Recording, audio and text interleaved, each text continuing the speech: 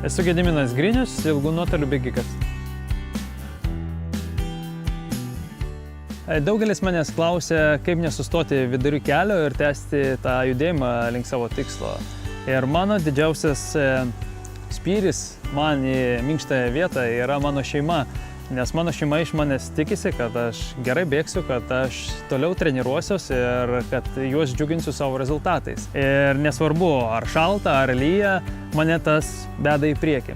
Taigi būtų jums toks palinkėjimas irgi prisiminti, nuo ko viskas prasidėjo, dėl ko jūs pradėjote bėgioti. Grįžtant į tas savo praeities emocijas, jūs tikriausiai vėl rasite savyje stiprybės judėti nepaisant, kokie keblumai iškiltų kelyje.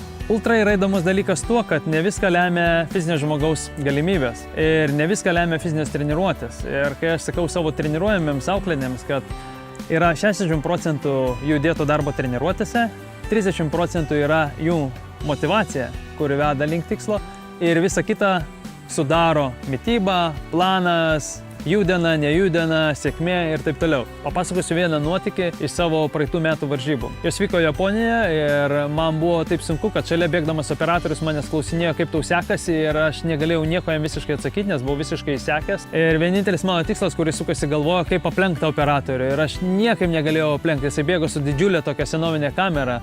Ir aš stengiausi jį pasivykti, bėdamas nuo kalno, ir jisai vis tiek buvo už mane greitesnis. Ir tada aš pradėjau taikyti tokį metodą, vėl naudojau tą persikūnijimą ir pagalvojau, kad aš dabar esu čia samurajus, o tas kameramenas yra blogietis ir aš jį vaikausi su kardu. Ir tada aš automatiškai, nežinau, susimotyvavau ir paskutinius 2 kilometrus judėjau taip greitai, kad tą operatorių ir aplenkiau ir jisai manęs nebegalėjo pavyti. Tai vat, linkiu ir jums turėti kažkokių tai personažų, kuriuos jūs galite įsivaizduoti bėgimo metu, ir galbūt jų pagalba jūs pasieksite ir įveiksite tuos paskutinius sunkiausius kilometrus.